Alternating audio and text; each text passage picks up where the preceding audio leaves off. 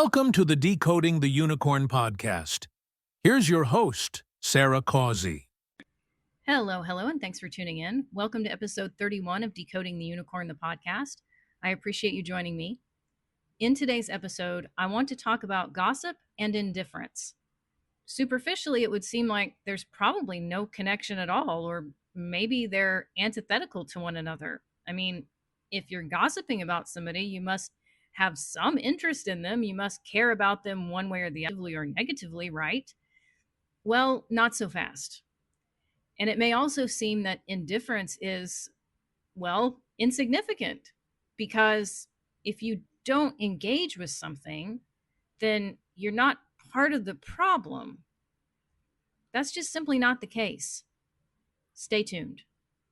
Searching for your next great read, the kind of book you can't put down? Check out Sarah's award-winning biography, Decoding the Unicorn, on Amazon.com. Now back to the show. I want to give a little backstory here because even though I'll have to be necessarily vague, I think it will be helpful to have just a bit of context about why this has been on my mind. I saw something several days ago that bugged me. And I want to say that with any author, any artist, any content creator, we're human. And we're seeing a person, a place, a thing, a noun of whatever through our own lens. Monica Wiesack touches on that in the foreword that she wrote for Decoding the Unicorn when she talks about how we see people through our own prism. And that's true. And I certainly am not going to deny that about myself. In fact, I've tried to be as forthcoming as possible about it. On my nighttime broadcast, whenever I'm talking about various theories of this and that, I always encourage people, go and read the information for yourself. Don't sit here and take my word for it. Go and watch that documentary, read that book, read that article, whatever it is. Check it out for yourself and come to your own independent conclusions. Don't sit here and take my word for anything. I would never want somebody to assume that I think I'm above everyone else, because I'm not. I'm a human being just trying to get by like everyone. And I also think it's important that if we are aware that we have a particular bias, we may have an unconscious bias that we sincerely don't know, a blind spot, so to speak, in our thinking. But if there's something that we know that we possess, I think we owe it to the audience to be forthcoming about that. And so I've never hidden the fact that I love Dag. I don't want to put a foot wrong. I don't want to do wrong by him for all the gold in Fort Knox. And I don't hide that. I'm not an academic biographer. I'm not somebody who is trying to live by publish or perish. I'm not trying to get academic street cred. I'm not a Boston Brahmin who went to Harvard and has all sorts of Ivy League accolades. And I don't claim to. I'm an artist. I'm a creative and a creator, and I revel in the freedom of that. My God, it's wonderful. But I don't try to hide the fact that that's the lens through which I see Dag. My lens is not critical in nature, and I'm not the kind of person that wants to spend a lot of time creating things about people I don't like. There is an example that pops to my mind. I may have spoken about this before, but I remember reading an article or seeing an interview. It's been years ago now, but I remember Brando's biographer, Peter Manso, talking about he went into Brando's story with one line of thinking and came out with another. And that he had a favorable opinion going in and not so much a favorable opinion after he got done. And he wrote like I don't know how long that book is, 1,000, 1,100 pages, a tome, an absolute doorstop tome about Brando. And he made the comment that I guess he was just not what we all thought he was. We all thought he was a lot more than he was. And I was like, oof, that's tough. That's an unkind cut. It's like when your parents say, we're not angry, we're just disappointed. Somehow that hurts more than if they yell and scream and they get mad and they say, you're grounded for a week, go to your room. It's worse if they just shake their head and say, we're so disappointed. We cannot believe that you behaved that way. That's worse. I'm not the kind of person that wants to spend a lot of time. If I go down a rabbit hole and I'm like, I don't think so. Why would I devote my life to talking about it. I feel like life is too short, and that's not the mission that I'm on in this incarnation, in this body. It's not what I'm here to do. And I just wish that other people were forthcoming too, because I saw this thing. I'm not going to go there. I'm not going to start naming any names. I just saw something and I was like, this is filtered through a lens of trying to make Dag look a certain way and use a lot of dog whistles and euphemisms and make him seem like something that he wasn't. And I believe, and this is just my opinion, it's just my theory, and it could be wrong, but my theory is that it seemed to me this person was constructing a narrative as if to say Dag was dishonest. Dag was not self-aware. We've been led to believe that through markings, through his diary, he was painfully self-aware and highly engaged in examination and knowledge of the self, but really he wasn't. He was just a liar like any other politician, same old, and you can't trust what he says. And I believe that this person, again, my theory, which could be wrong, is I think this person has the idea of telling others, because Dag wasn't trustworthy, you can't take Dag's word for whatever it was. Whatever he said about himself or others is not trustworthy. Therefore, you should come to me. Like, all roads lead to Rome, don't they? You should come to me. You should ask me what I think, and then I will be the arbiter of final truth. And I'm like, well, what are you, God? Like, things like that just aggravate me. Okay, so we put that on one burner of the stove. A few days later, I heard this message, not by coincidence, totally a synchronicity type of moment. I heard this message, and the speaker was talking about a speech given by Elie Wiesel years ago. I'll look it up and see the exact date in a minute, but he talks about indifference and how we tend to think in binaries of love, hate, life, death, greed, generosity, and so forth. But really, the opposite of these emotions is indifference. So, like, the opposite of love is really not hate, it's indifference. The opposite of hate is really not love, it's indifference. And I thought, whoa, I need to sit with this. I need to process this because this feels really deep and it feels really relevant. This speaker also talked about the parable from the book of Luke where Jesus talks about the rich man and Lazarus. The rich man has plenty to eat. He's very comfortable. Lazarus is a hungry and thirsty beggar covered in sores that lives or stays outside this man's mansion at his gate. And it's not that the rich man derides him. It's not that he kicks him or yells at him or screams epithets at him. It's that he ignores Lazarus. It's like he doesn't even see the man. And you know that he would have at his own gate in order to come and go from his own house. He would have seen Lazarus. He just chooses not to see him. It's like, this man doesn't even exist to me.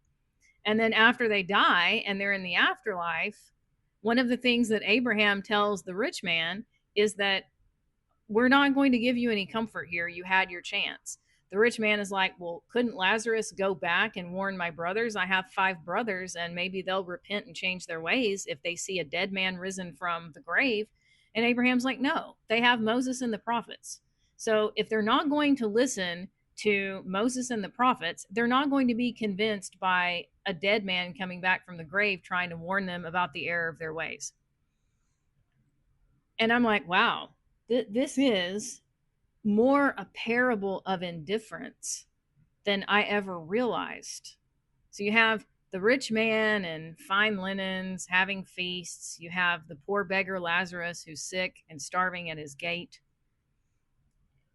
And it's not that the rich man has been mean-spirited or deliberately hateful to Lazarus.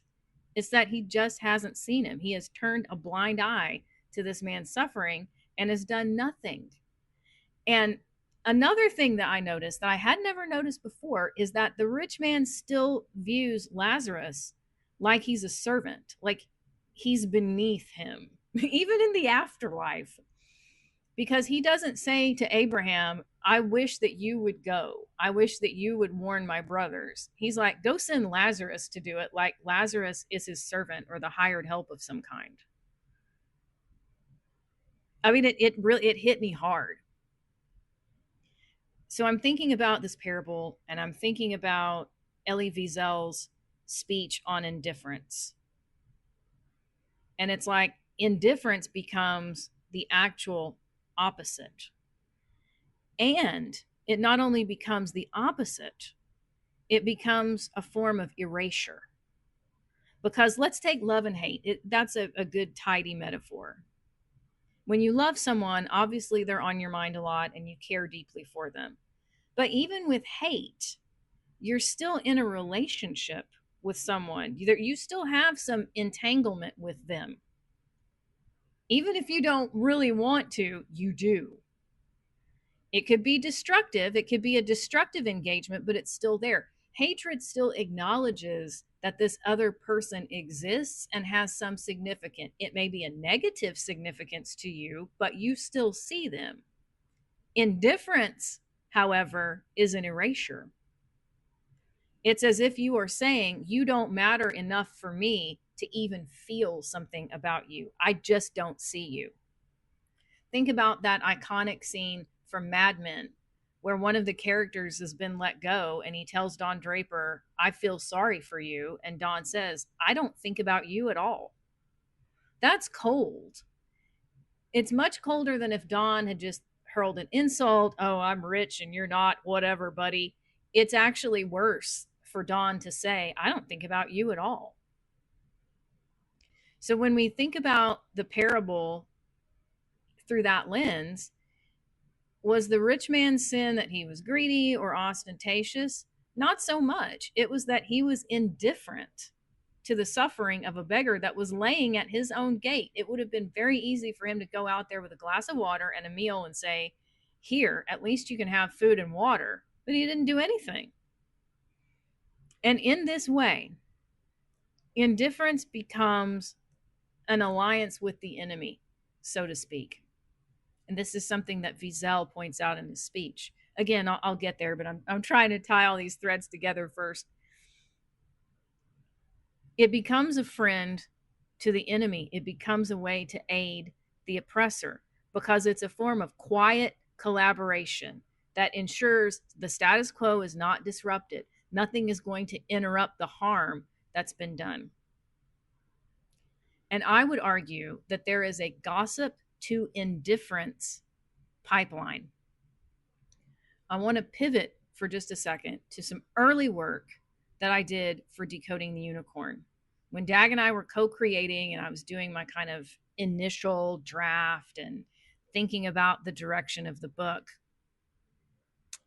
one of the things that Dag talked about was that he got tired of being reduced to a caricature. And he had complained to some of his friends that anytime he picked up an article in the newspaper, he saw a picture of himself or a cartoon of himself, he would say, that's not really me. It's a caricature of me, but it's not me. Everywhere I go, I hear, oh, he's a mountain climber. He loves mountains and he loves T.S. Eliot. And it's like, I've been reduced to that. Somebody that likes to climb mountains, apparently 24/7, and who reads T.S. Eliot, apparently 24/7. And that's not me. One of the things that I thought about is how the media is a double-edged sword because it can throw rocket fuel in somebody's career or it can obliterate somebody's career. I thought again of Brando. As you can tell, he's also someone that I have an interest in, and I know quite a bit about his life. In the early 60s, the filming for Mutiny on the Bounty dragged out and the budget became very bloated. The studio wanted a scapegoat, as the story goes, and it found one in Brando. There were some nasty stories that got propagated to the media about the way that Brando allegedly behaved on the set, and there was a scathing article. I'm sure it's still out there, and if I find the link to it, I'll drop it so you can read it here if you choose to. There was a scathing article that appeared in the Saturday Evening Post that outlined his supposed culpability for all the production delays with absurd behavior and crazy nonsense. He got in a canoe with a 5-gallon bucket of ice cream and ate it all by himself. And he was having relations with all kinds of women. And he was a diva on the set and all of this. Now, Brando had never been a media darling anyway, because he really didn't play the Hollywood gossip games the way that other celebrities did through the 50s. And after this smear campaign, his career floundered throughout the 1960s, and it really did not recover until The Godfather. So there's no prominent person that we can say who is immune to the media sting. It doesn't matter if it's an Oscar award-winning actor who's really considered to be the person, the actor's actor, the person that really brought method acting to the forefront and revolutionized the way that films were made, or a UN Secretary General. And I feel that Dag's comment to his friends about being reduced to a caricature is significant. Now, we can also use JFK as another prominent example. Many people have heard of Marlon Brando. Many people have heard of JFK. So we're talking about people that have more notoriety, shall we say, than Dag.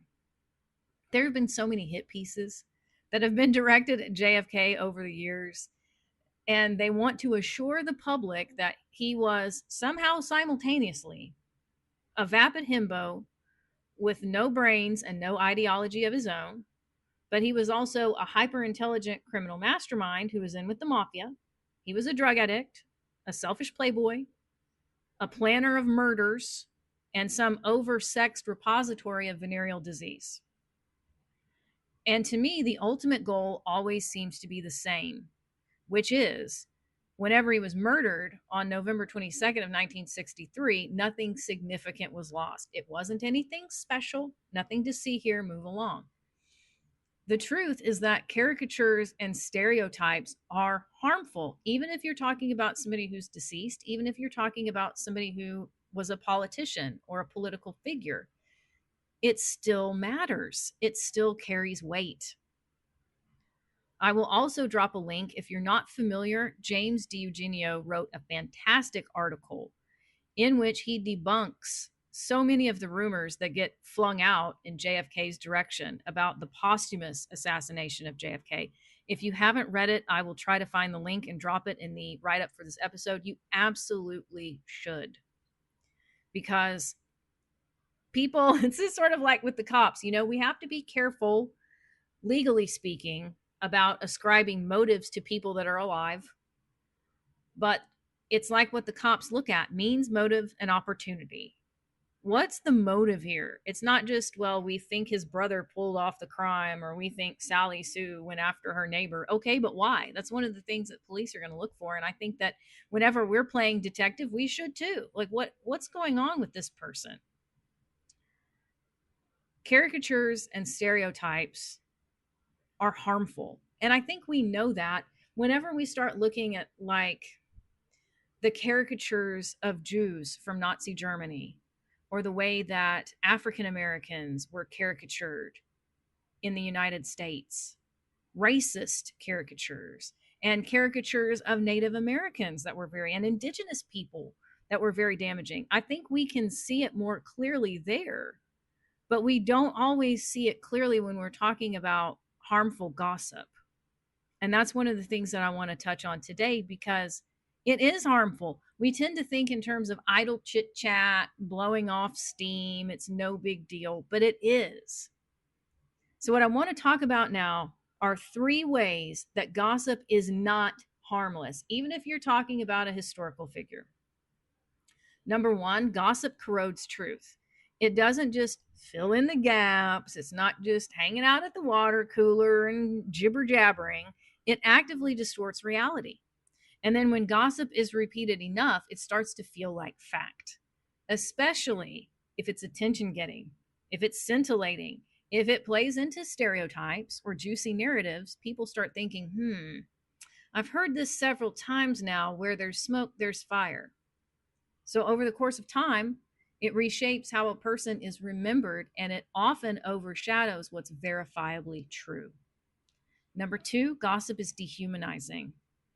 Whether you're talking about JFK, or Dag Hammarskjöld or anyone else, the figure gets reduced to rumors and caricatures.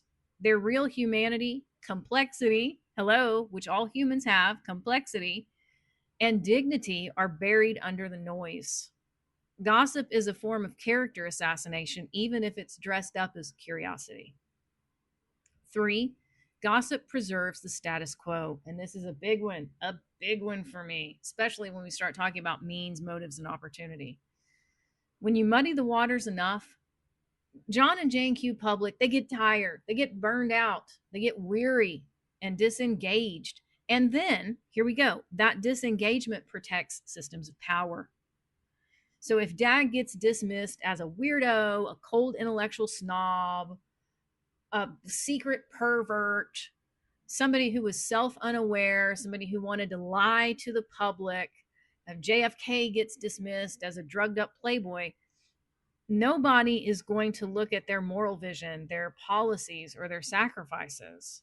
The gossip becomes a shield for those who benefit from distortion.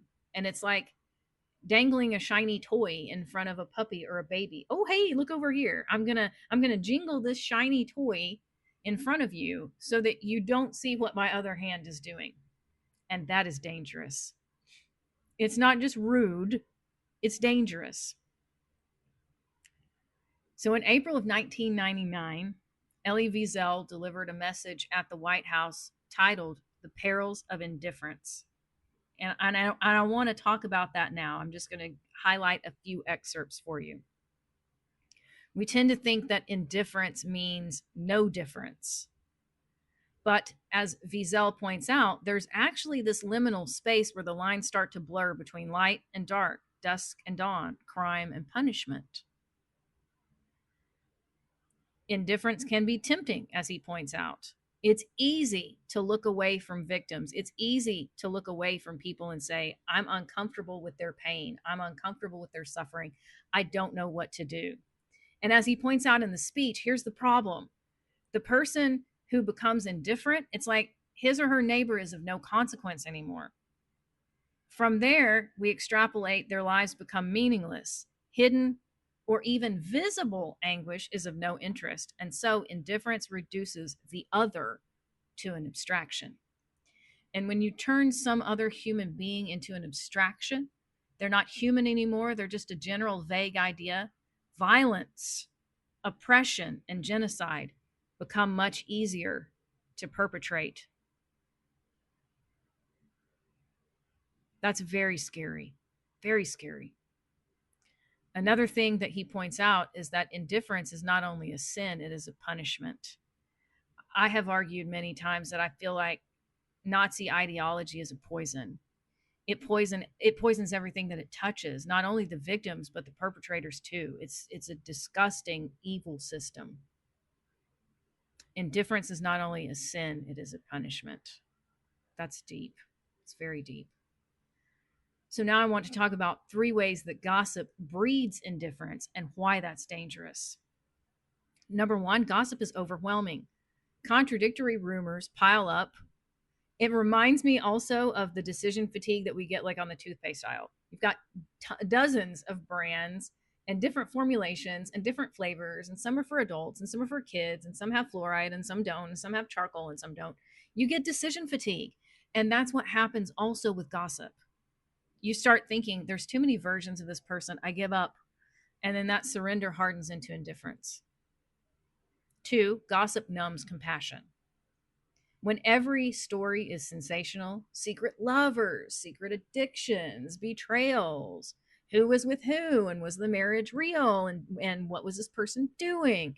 People stop looking for the human being. They stop asking, what did this person stand for? What did he leave behind? What was her legacy? What did she really think? Instead, they just shrug and they think it doesn't matter anyway. Number 3, gossip erases memory. So Elie Wiesel also said that indifference is the enemy of memory. When gossip dulls people into indifference, the victim's true story is forgotten. And that's how legacies are destroyed. Not only by slander or defamation, but by neglect. And when we deny someone their humanity, we betray our own. And I think that's another way, as he said, that indifference is not only a sin, it's a punishment. Just some food for thought. If I have any final thing to say here, it's just that it's so important to me for Dag not to slip into the realm of stereotype, wild assumptions, and caricatures. He was a complicated, complex human being, and he's worthy. His life is worthy of exploration. And I do not feel, I've not found anything in my research to make me think that Dag was a liar and that Dag's own interpretation of himself is untrustworthy. And I would personally question the motives of institutions or beings that are saying that kind of thing. Again, just food for thought. Take good care, and I'll see you next time. Thank you for tuning in. If you enjoyed this episode, please subscribe to this podcast and share it with others. We'll see you next time.